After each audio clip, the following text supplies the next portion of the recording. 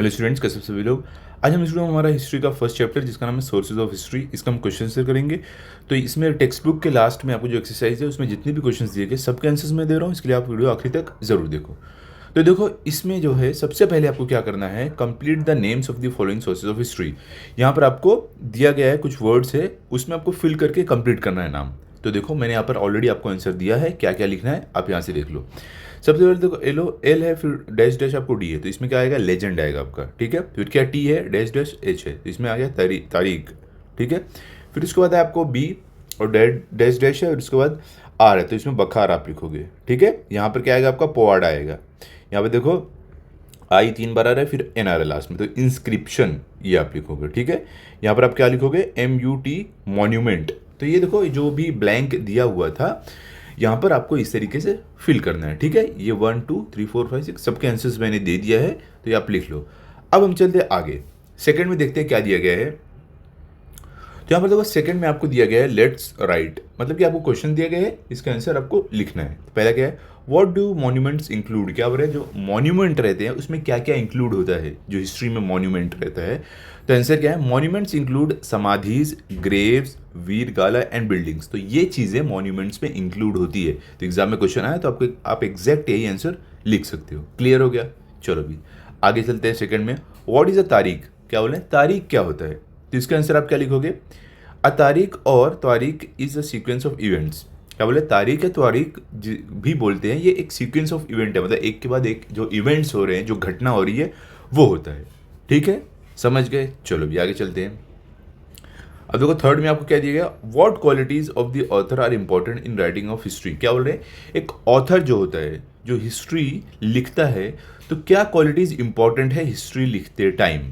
तो सबसे इंपॉर्टेंट चीज़ है, देखो ये आंसर को ध्यान देना, कि authors impartiality and neutrality are important in writing of history. क्या बोले, जो ऑथर होता है वो इम्पार्शियल और न्यूट्रल रहना चाहिए हिस्ट्री लिखते टाइम। ऐसा क्यों, फॉर एग्जाम्पल, अभी कोई कोई ऑथर है जो किसी की हिस्ट्री लिख रहा है, तो अगर वो मुगल लोग को पसंद करता है तो वो मुगल लोग के फेवर में हिस्ट्री लिखेगा, उनके जो बुरे काम है या जो भी है जो उसे नहीं पसंद आएगा, जो, तो वो चीज़ नहीं लिखेगा।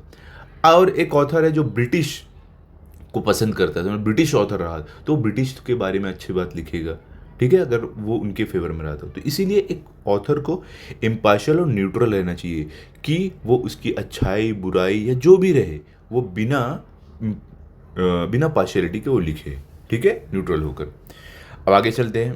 थर्ड में क्या है, तो देखो यहाँ पर थर्ड में आपको है find the odd man out. यहाँ पे आपको अलग क्या है वो लिखना है। तो पहला क्या है, material source, return source, unreturned source and oral source. तो आपका अनरिटर्न सोर्स आ जाएगा, ठीक है। अब आगे चलते हैं। सेकंड में आपको क्या दिया गया है, सेकंड में है मॉन्यूमेंट्स, कॉइन्स, केव स्कल्पचर, स्टोरीज। तो इसमें ऑड मैन आउट आपका क्या है, स्टोरीज है, ठीक है। फिर थर्ड में क्या है आपका, भुजापत्रास, टेम्पल्स, ट्रिटिस एंड पेंटिंग। तो आपका आंसर क्या है, टेम्पल्स। क्लियर हो गया। अब फोर्थ में क्या है, ओविस, तारीख्स, फॉकटेल्स, मिथ्स। तो आपका तारीख से आपका आंसर है। क्लियर हो गया। तो यहाँ तक हमने कर लिया है हमारा आउट मैन आउट। अब चलते हैं फोर्थ में। तो देखो, फोर्थ में आपको क्या दिया गया है, एक्सप्लेन द फॉलोइंग कंसेप्ट। ये जो कंसेप्ट है आपको एक्सप्लेन करना है, ठीक है। तो पहला क्या है, मटेरियल सोर्स। तो देखो इस तरीके से आपको एक्सप्लेन करना है, चाहिए तो पॉइंट वाइज में लिख दो। एग्जाम पे फुल स्टॉप आ रहा है, .1 करो, फिर यहाँ से .2 कर दो, यहाँ से .3, ऐसे भी कर सकते हो, पूरा आंसर लिख सकते हो, ठीक है। तो क्या आंसर है, material sources are the artefacts and structures, okay, forts have an important places among material source, ठीक है। मतलब कि मटेरियल सोर्स क्या होता है, एक आर्टिफैक्ट या स्ट्रक्चर होता है। फोर्ट जो है ये बहुत ही इंपॉर्टेंट प्लेस होती है मटेरियल सोर्स के लिए, जो हिस्ट्री हम लिखते हैं या बताते हैं उसके लिए। Monuments and buildings provide insight about the period. और जो मॉन्यूमेंट्स और बिल्डिंग्स जो भी रहती है ये उस पीरियड के बारे में और गहराई से बताते हैं, ठीक है।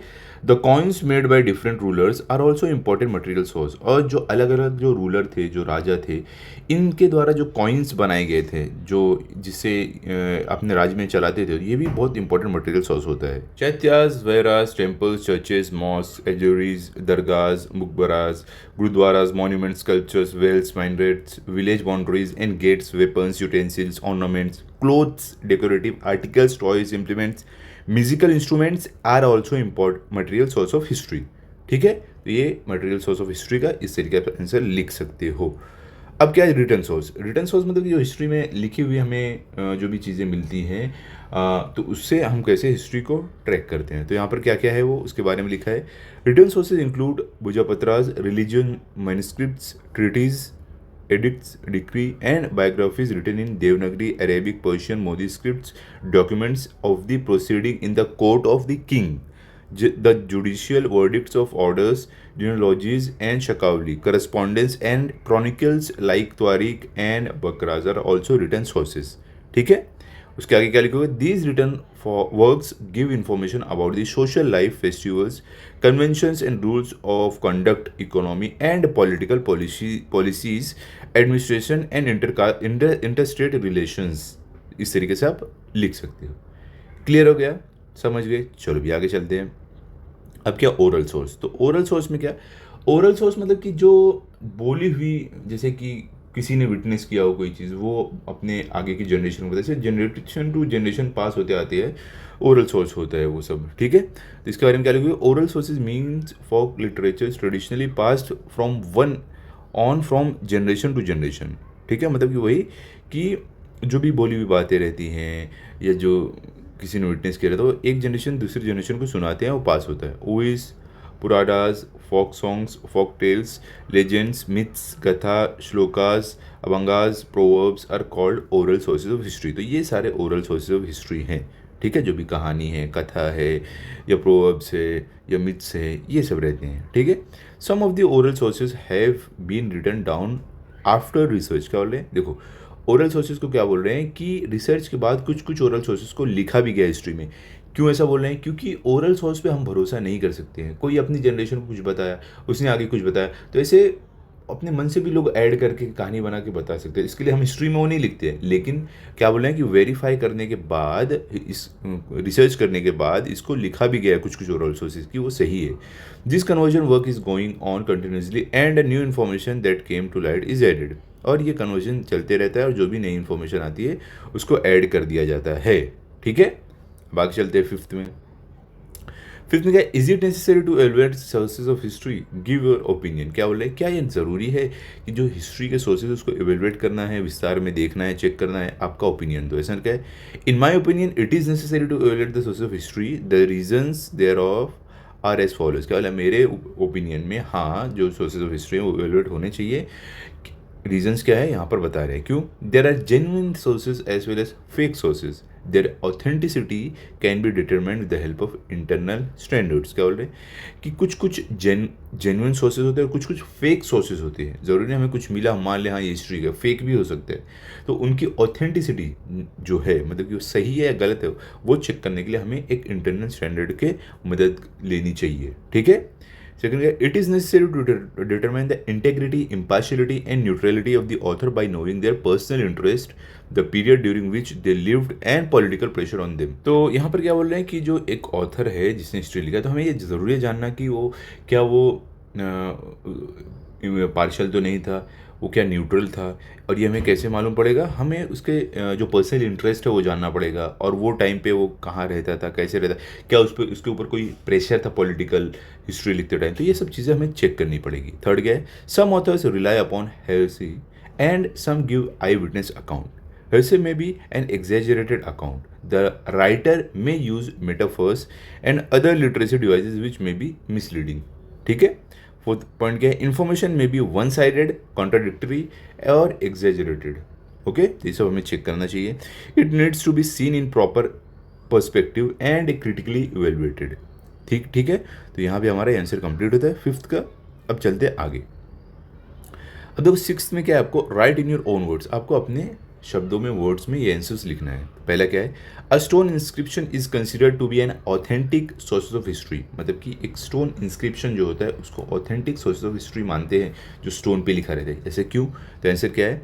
अ स्टोन या रॉक, जिसको आप बोल सकते हो पत्थर, inscription is considered to be an authentic source of history because उसको एक ऑथेंटिक मतलब सही सोर्स हिस्ट्री का माना जाता है, जिससे हम हिस्ट्री का अतीत का जो भी घटनाएं पता लगा सकते हैं। क्योंकि N inscription is a carving on stone और वॉल। क्या बोले? एक इंस्क्रिप्शन जो रहता है वो कार्विंग रहता है, मतलब कि स्टोन मतलब पत्थर या दीवार पर लिखा जाता है। ठीक है, उस पर वैसे मार मार के देखा होगा आपने, जैसे कोई चीज़ से लिखते हैं।